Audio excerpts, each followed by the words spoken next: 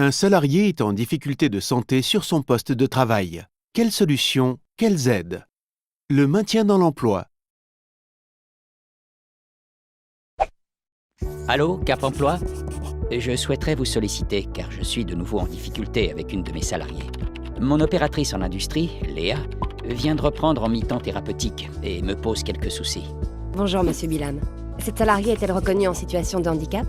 Non, pas à ma connaissance. Quelles sont les difficultés que vous rencontrez?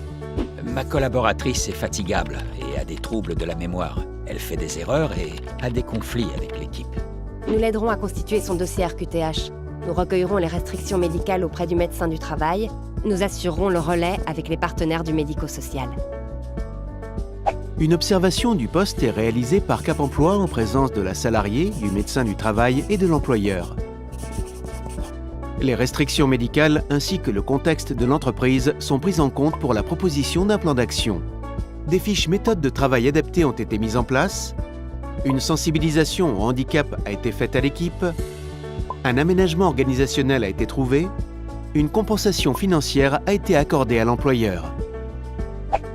Je constate que l'ambiance est bien meilleure au sein de l'équipe, que Léa tient son poste. De plus, cela permettra de réduire ma contribution financière légale.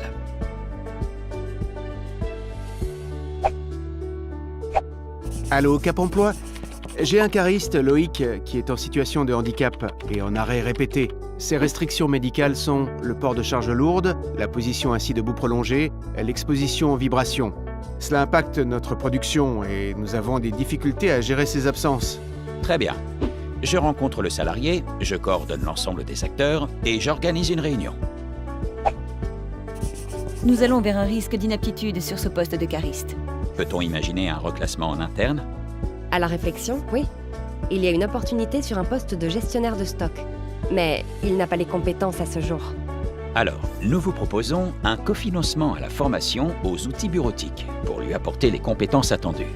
Nous vous proposons également un tutorat en interne pour le former au logiciel de la société.